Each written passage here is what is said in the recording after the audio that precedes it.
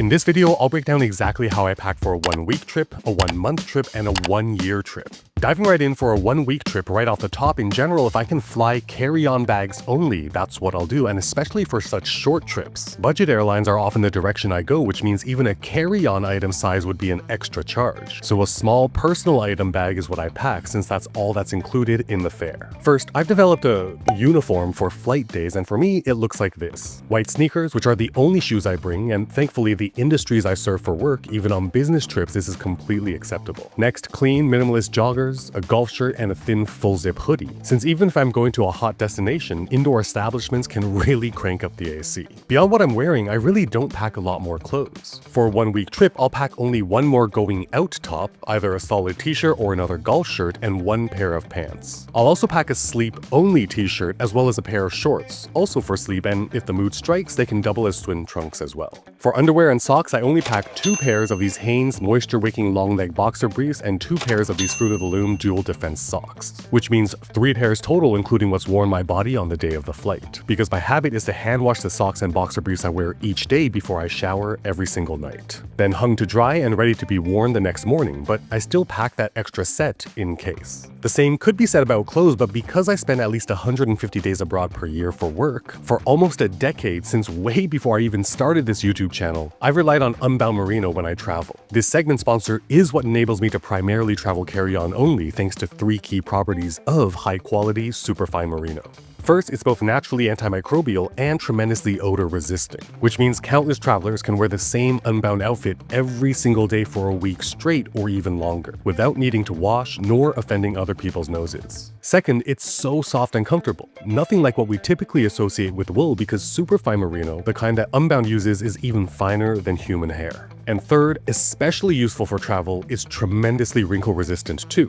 Perfect for compact carry-on only packing. But it's the downstream benefits that have been most noticeable to me. Enabling carry-on only travel means that instead of paying at least $35 per flight for a checked bag, as someone who sails on at least 20 flights a year means that I save at the very least $700 every single year, and that's just checked bag fees alone. And best of all, Unbound Merino's been kind enough to let me share a discount off your first order with them, and you can find that secret discount code down in the description below. Thank you so much to Unbound Merino for sponsoring this portion of the video. Either way, all my clothes go into 2 compression packing cubes, one for the public-facing clothing and the other much smaller one for my socks and underwear. And with the first bucket of clothing out of the way, let's move on to tech. For a 1-week trip, especially for work, I of course need my laptop, but also my phone, earbuds, power bank, and charging peripherals, and lastly, my travel adapter and USB Type-C cables, one short, one long, both of which can push through an overkill 240 watts. So I can confidently charge all my devices without needing to pack the brick nor cable that came in the box with each of them. And that even includes the one thing I always pack with me, a flashlight, which also can charge with one of those USB Type-C cables. Next category is hygiene, and right off the bat, I am someone who is totally okay with using whatever shampoo and body wash my accommodations has. Where I cannot sacrifice is my electric toothbrush, tongue scraper, face wash, and again, an ongoing theme of me being a sweat factory, my mini shower puff to get a really good scratchy lather. And finally, because it's just a 1-week trip, I'll also pack a small container of laundry detergent, since I only need enough to wash my socks and underwear every night. These all go into Ziploc bags, and pro tip, a lesson I learned the hard way, use at least 2 Ziplocs. One for stuff that involves the mouth and one for everything else, because if a leak happens, it's shockingly difficult to remove that disgusting taste of face wash or laundry detergent from the toothbrush bristles. And with hygiene wrapped up,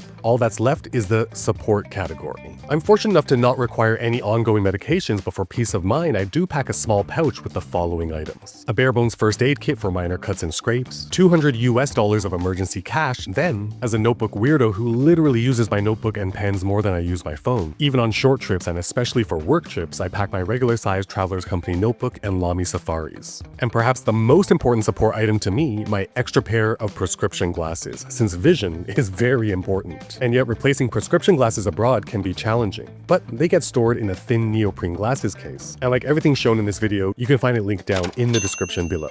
To round out the support category, I of course need my passport wallet, and for the occasions, even on work trips, Where I have a few hours to myself and don't need to bring my computer, I have my everyday carry sling, the TomTalk T33 as well. And as you can see, even in this lightweight day pack by Bellroy, that confidently sits into any budget airline's restrictive personal item size allowance. All of this fits no problem, and in fact, standing it up, you can still see there's more space left over, which means if you do have a slew of medications and for the ladies a makeup bag, all of those can also be pouched up and fit in here no problem. But now, let's move on to how I pack for a 1-month trip, or rather what gets added and what gets changed compared to the 1-week trip loadout. For longer trips, I almost always fly legacy airlines, not budget carriers. This means the first change is scaling up from just a personal item size bag to both a carry-on compliant sized one as well as a personal item too. If you've been with me for a bit, you know that for years I've been using the packed travel backpack for my carry-on. And for my personal item, it's been the Bravo Sling Max by Alpaca.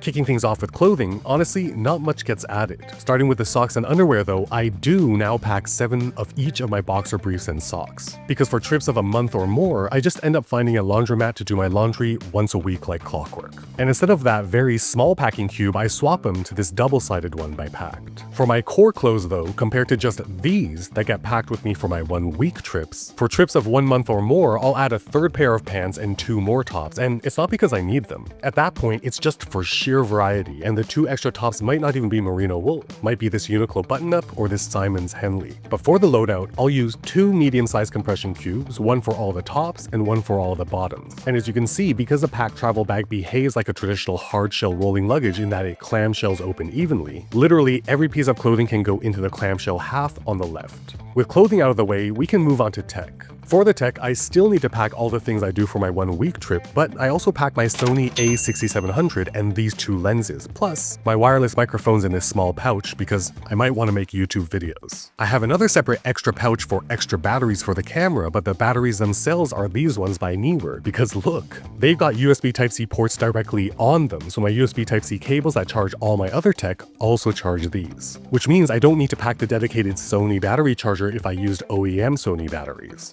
Awesome. However, because I'll need to charge more items every night than if it were just a 1-week trip, I pack an entire charging kit with this dedicated USB charging hub and plug adapter and more cables, so there's enough juice flow to charge everything overnight while I sleep.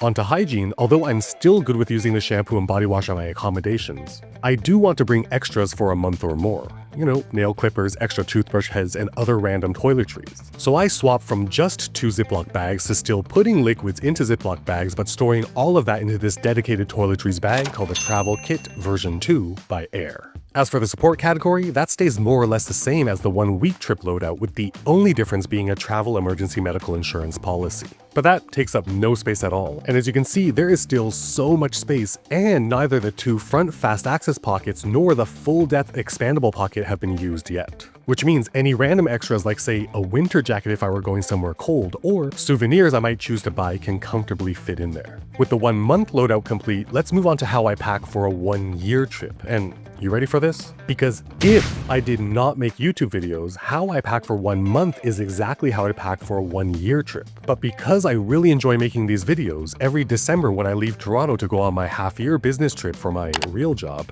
I now also pack a full check-in luggage, and that gets used for just 2 flights. The first flight from Toronto to my long-term Airbnb in Taipei, and the last flight from Taipei back to Toronto. All the other 20 to 30 flights where I ping-pong across different countries throughout Asia during that 6-month work trip, I just pack at most that 1-month loadout setup.